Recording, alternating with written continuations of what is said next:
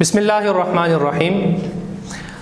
اسلامیات لازمی class first year federal board باب اول ہم پڑھ رہے تھے، اور باب اول جو کہ بنیادی عقائد ہے اس میں انبیاء علیہ الصلاۃ پر ایمان لانا، پھر اسی کے تحت انبیاء علیہ الصلاۃ کی خصوصیات کیا ہیں، آج ہم وہ پڑھ رہے تھے۔ انبیاء علیہ الصلاۃ کے خصوصیات جب ہم پڑھتے ہیں تو اس کا مطلب کیا ہوتا ہے؟ اس کا مطلب یہ ہوتا ہے کہ وہ کون سی صفات ایسی ہیں، وہ کون سی صفات ایسی ہیں جو انبیاء علیہ الصلاۃ جتنے بھی تھے ان سب میں مشترک تھیں۔ وہ تمام صفات جو انبیاء علیہ الصلاۃ کے درمیان مشترک پائی جاتی ہیں وہ کہلاتی ہیں انبیاء علیہ الصلاۃ کی خصوصیات۔ اس بات کی وضاحت میں اس لیے کر رہا ہوں کہ فیڈرل بورڈ میں پیپر چیک کرتے وقت یا کالج کے پیپر چیک کرتے وقت بعض اوقات بچے اس سوال کے جواب میں ختم نبوت لکھ دیتے ہیں۔ اب جیسے کہ آپ کو معلوم ہے کہ ختم نبوت انبیاء کی خصوصیات نہیں ہے، ختم نبوت صرف حضرت محمد رسول اللہ صلی اللہ علیہ وسلم کی صفت ہے، کی خصوصیت ہے۔ تو بعض بچے انبیاء علیہ السلام کی صفات میں ختم نبوت لکھ دیتے ہیں۔ اس لیے انبیاء علیہ السلام کی خصوصیات جب آپ لکھنے لگیں تو سب سے پہلے آپ کے دل میں یہ بات، آپ کے ذہن میں یہ بات آپ کو یاد ہو کہ اس سے مراد صرف وہ خصوصیات ہیں جو انبیاء علیہ السلام کے درمیان مشترک پائی جاتی ہیں۔ تو وہ کون سی ہیں آپ اپنی کتابوں پہ دیکھیے۔ سب سے پہلے بشریت، دوسری صفت امین، تیسری صفت تبلیغ احکام الہی، چوتھی صفت معصومیت، اور پانچویں صفت واجب اطاعت۔ جیسے کہ آپ کے سامنے تمام صفات کو بورڈ کے اوپر لکھ دیا گیا ہے کہ پہلی صفت بشریت، دوسری امین، تیسری صفت تبلیغ احکام الہی، چوتھی صفت معصومیت، اور پانچویں صفت واجب اطاعت۔ ایک بات یہاں پر نوٹ کرنے کی ہے، اپنے بچوں اپنے کتابوں پہ یہ بات نوٹ کر لیں، وہ یہ کہ یہ لانگ کویسچن ہے، اس کو نوٹ کر لیں۔ انبیاء علیہ السلام کی مشترکہ صفات، انبیاء علیہ السلام کی مشترکہ صفات وہ کون سی ہیں اس کو نوٹ کر لیں۔ یہ لانگ کویسچن ہے، فیڈرل بورڈ میں تفصیلی سوال ہے، پاس پیپر میں کئی بار یہ گزر چکا ہے، لہذا اس کو نوٹ کر لیں۔ اب ہم پہلی صفت کی طرف آتے ہیں، بشریت۔ آپ جیسے اردو میں جانتے ہیں کہ بشر کا معنی ہوتا ہے انسان ہونا، بشر کا معنی ہوتا ہے انسان ہونا۔ یہاں اس سے مراد انبیاء علیہ السلام جنس کے اعتبار سے انسان تھے اور مرد بھی تھے۔ یہاں بشر سے مراد کیا ہے کہ تمام انبیاء علیہ السلام جنس کے اعتبار سے انسان تھے، کوئی فرشتہ یا جن وغیرہ نہیں تھے، اور مذکر اور مؤنث کی جنس میں سے پھر وہ مذکر تھے۔ یہ بات یہاں پر وضاحت ہے۔ اب ہم کتاب سے پڑھ لیتے ہیں۔ پہلی صفت انبیاء علیہ السلام کی صفات میں سے وہ ہے بشریت۔ اللہ تعالیٰ نے انسانوں کی رہبری کے لیے ہمیشہ کسی انسان کو ہی پیغمبر بنا کر بھیجا، کسی جن یا فرشتے کو نہیں۔ اللہ جل شانہ ارشاد فرماتے ہیں وَمَا أَرْسَلْنَا مِن قَبْلِكَ إِلَّا رِجَالًا نُوحِي إِلَيْهِمْ، سورہ یوسف کی آیت ہے۔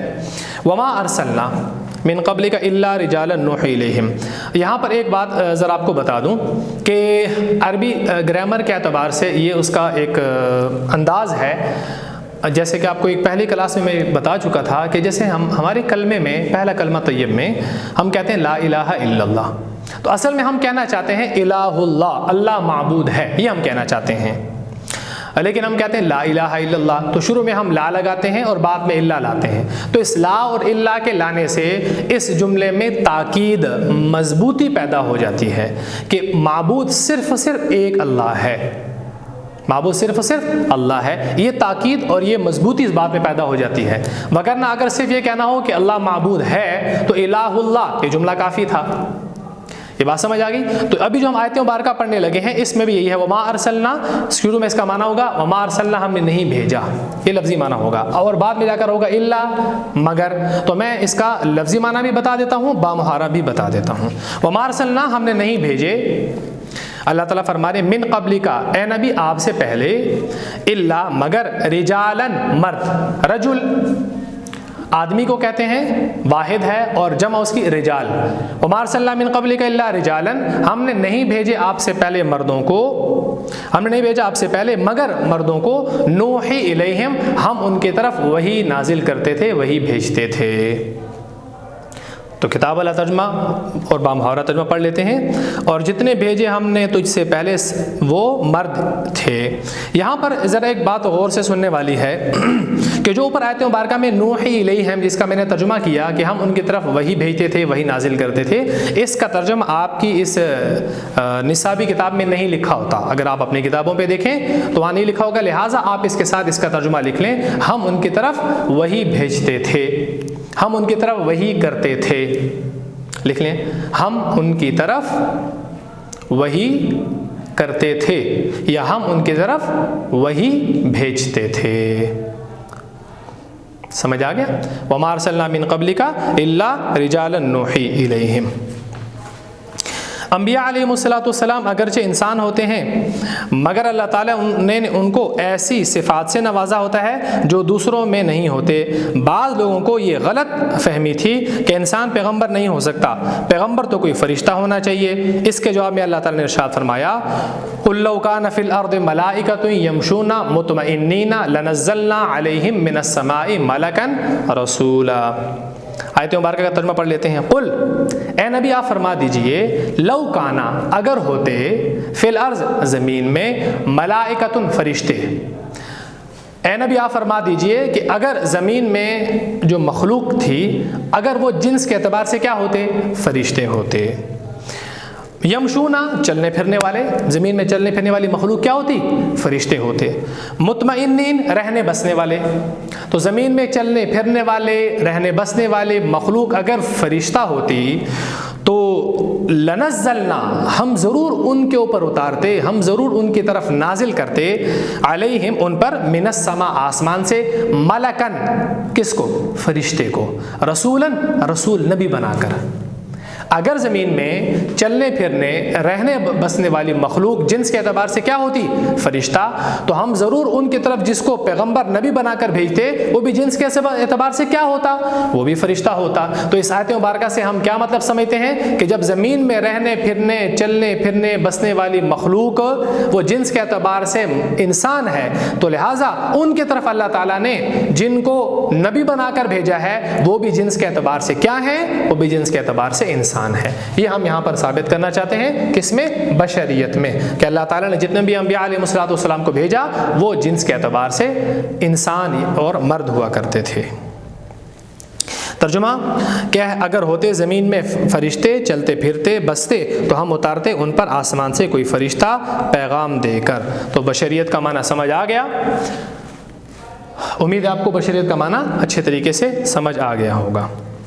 نیکسٹ، امین، دوسری صفت، امین۔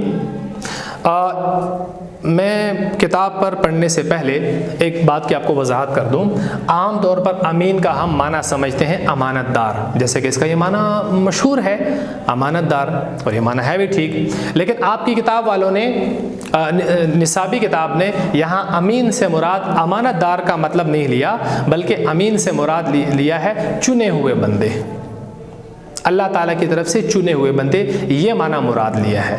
اب آگے آپ کتاب میں پڑھیں گے تو آپ کو بہتر طریقے سے سمجھ آ جائے گا کہ واقعتاً ایسا ہے یا نہیں ہے۔ تو کتاب میں دیکھیے، دوسری صفت امین، رسالت ایک ایسی نعمت ہے جو محض اللہ تعالیٰ کا عطیہ ہے، یعنی اللہ تعالیٰ جس کو اپنی رسالت کے لیے چنتا ہے تو اسی کو نبی بناتا ہے۔ کوئی شخص اپنی محنت و کاوش سے اسے حاصل نہیں کر سکتا۔ یہ کوئی ایسی چیز نہیں جو محض عبادت و ریاضت سے حاصل ہو جائے، یہ تو اللہ تعالیٰ کا فضل ہے، جسے چاہے دے دے۔ قرآن کریم کی آیت سورۃ الجمعہ 28واں سپارہ، ذالک فضل اللہ یؤتیہ من یشاء واللہ ذو الفضل العظیم۔ ترجمہ، ذالک فضل اللہ، یہ تو اللہ تعالیٰ کا فضل ہے، یؤتیہ من یشاء، وہ عطا کرتا ہے، وہ دے دیتا ہے جس کو اللہ چاہتا ہے۔ تو ترجمہ پڑھیں کتاب سے، یہ اللہ کا فضل ہے، وہ جسے چاہتا ہے عطا کر دیتا ہے۔ تاہم یہ منصب جن لوگوں کو عطا کیا وہ تمام نیکی میں، تقوی میں، ذہانت میں اور عزم و ہمت جیسی بلند صفات کے مالک تھے۔ تو آپ نے یہ امین کا پورا پیراگراف پڑھ لیا۔ اس پورے پیراگراف میں جو میں نے آپ کو شروع میں بتایا کہ یہاں اس سے مراد امانت دار کا ترجمہ نہیں کیا گیا۔ آپ کے نصاب والوں نے اگرچہ انبیاء علیہ السلام کی صفات میں سے امین مشترکہ صفت ہے، میں یہ نہیں کہہ رہا ہوں کہ یہ صفت نہیں ہے، امین مشترکہ صفت ہے کہ وہ تمام کے تمام امانت دار تھے، ان کو اللہ تعالیٰ کی طرف سے جو پیغام دیا گیا انہوں نے ان کو ٹھیک ٹھیک طور پر پہنچایا، وہ تمام امانت دار تھے۔ میں یہ بات نہیں کہنا چاہ رہا، کتاب والے نے آپ کو یہاں جو امین سے معنی مراد دیا ہے میں آپ کو وہ بتانا چاہتا ہوں کہ یہاں امین سے معنی یہ مراد دیا ہے کہ اللہ تعالیٰ اپنی نبوت کے لیے، اپنی رسالت کے لیے لوگوں کی طرف جو بنا کر بھیجتا ہے تو اللہ تعالیٰ جس کو چاہتا ہے تو اس کو نبی بنا کر بھیجتا ہے۔ یہ کوئی ایسا کام نہیں ہے کہ انسان پہلے عبادت کرے تو کہ ایک مرتبے تک پہنچے، پھر عبادت کرے تو دوسرے مرتبے تک پہنچے، پھر عبادت کرے تو اگلے مرتبے تک پہنچے، اور کرتے کرتے وہ عبادت و ریاضت کرتے کرتے نبوت کو حاصل کر لے۔ ٹھیک، تو ایسا نہیں ہے، بلکہ یہ اللہ تعالیٰ کی طرف سے جس کو اللہ تعالیٰ چاہتا ہے عطا کر دیتا ہے۔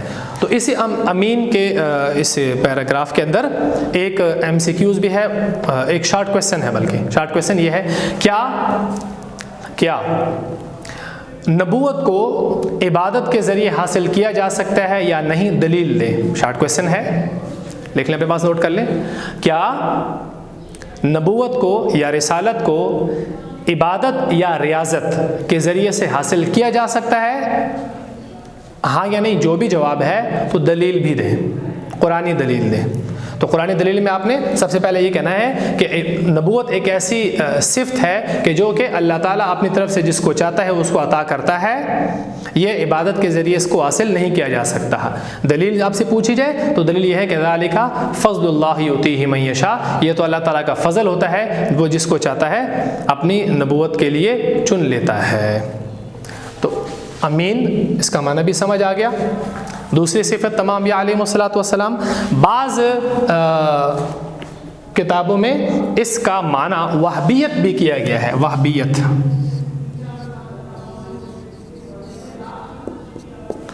وہابیت کا کیا معنی؟ وہابیت تحفے کے طور پہ دے دینا، جس کی کوئی قیمت نہ ہو، تحفے کے طور پہ دینا۔ تو اللہ تعالیٰ نے تحفے کے طور پر جس کو اپنی طرف سے چاہا اس کو نبوت عطا کر دی۔ تو بعض لوگوں نے اس امین کا معنی یہاں پر وہابیت بھی کیا ہے، تو یہ بھی ٹھیک ہے، وہابیت۔ تیسری صفت انبیاء علیہ السلام کی مشترکہ وہ کیا ہے؟ تبلیغ احکام الہی۔ جیسے کہ آپ لوگ اچھے طریقے سے جانتے ہیں کہ اردو میں جب دو الفاظ کے درمیان زیر آ جاتی ہے جس کو آپ اضافت بھی کہتے ہیں، تو اس کا ترجمہ آپ اردو کے اعتبار سے بعد والے حرف سے کر سکتے ہیں، آسان الفاظ میں اس کو سمجھنے کے لیے۔ تو تبلیغ احکام الہی، تو الہی اللہ تعالیٰ، احکام حکم کی جمع، تبلیغ کا مطلب پھیلانا، اللہ تعالیٰ کے احکام کو پھیلانا، پہنچانا۔ تبلیغ احکام الہی کا کیا معنی ہوا؟ اللہ تعالیٰ کے احکامات کو پہنچانا۔ تو انبیاء علیہ السلام کی ایک مشترکہ صفت یہ تھی کہ ان کی طرف اللہ تعالیٰ نے جو پیغام ان کو دیے تو وہ ان پیغام کو اللہ تعالیٰ کی مخلوق تک پہنچاتے ہیں۔ ایک یہ صفت ہے تبلیغ احکام الہی۔ پڑھ لیتے ہیں کتاب سے۔ تبلیغ احکام الہی، پیغمبر جو احکامات و تعلیمات لوگوں کے سامنے بیان کرتا ہے وہ تمام اللہ تعالیٰ کی طرف سے ہوتے ہیں، پیغمبر اپنی طرف سے نہیں کہتا، وہ تو اللہ تعالیٰ کا ترجمان ہوتا ہے۔ قرآن کریم میں اللہ تعالیٰ کا فرمان ہے وَمَا يَنطِقُ عَنِ الْهَوَىٰ إِنْ هُوَ إِلَّا وَحْيٌ يُوحَىٰ، سورہ نجم کی آیت۔ وَمَا يَنطِقُ عَنِ الْهَوَىٰ إِنْ هُوَ إِلَّا وَحْيٌ يُوحَىٰ، ما ينطق وہ نہیں بولتا، وہ گفتگو نہیں کرتا، وہ بات نہیں کرتا، عن الہوا خواہشات سے، اپنی چاہت سے۔ تو نبی اپنی چاہت، اپنے خواہش سے کہ میرا دل کرتا ہے میں یہ بات کہوں، میرا دل کرتا ہے میں یہ بات کہوں، یعنی وہ جو لوگوں کو پیغام پہنچا رہا ہوتا ہے وہ اپنی خواہش سے نہیں ہوتا، بلکہ ان ہوا الا وحی یوحا، وہ تو وہ وہی پہنچا رہا ہوتا ہے جو اس کی طرف پہلے سے وحی کی گئی ہوتی ہے۔ تو نبی اپنی طرف سے کوئی بات نہیں کہتا، بلکہ وہ وہی بات کہتا ہے جو اس کی طرف اللہ تعالیٰ کی طرف سے پیغام اس کو دیا گیا ہوتا ہے۔ تو تبلیغ احکام الہی کہ انبیاء علیہم لوگوں کو اللہ تعالیٰ کا جو پیغام پہنچاتے ہیں تو وہ اپنی طرف سے نہیں ہوتا، بلکہ اللہ تعالیٰ نے ان کی طرف وہ پیغام نازل کیا ہوتا ہے، اسی پیغام کو وہ مخلوق کی طرف پہنچاتے ہیں، تو اسے کہتے ہیں تبلیغ احکام الہی۔ اور جیسے کہ آپ جانتے ہیں کہ تمام انبیاء علیہم کو اللہ تعالیٰ نے دنیا میں اسی لیے بھیجا تھا تاکہ وہ انسانوں کی رہنمائی کریں، اور اللہ تعالیٰ نے انبیاء علیہم کو جو رہنمائی کا طریقہ بتایا تھا اسی طریقے کے مطابق وہ لوگوں کو کا تعلق اللہ کی ذات کے ساتھ جوڑیں، اور اللہ تعالیٰ کے جو احکامات ہیں وہ اپنی امت تک پہنچائیں، تو اسے کہتے ہیں تبلیغ احکام الہی۔ امید ہے آپ کو یہ بھی سمجھ آ گیا ہوگا۔ آج کی کلاس میں ہم نے انبیاء علیہم کی خصوصیات میں سے پہلی 3 خصوصیات پڑھ لی ہیں۔ انشاءاللہ اگلی کلاس میں معصومیت اور واجب اطاعت انشاءاللہ اس کو پڑھا جائے گا۔ السلام علیکم۔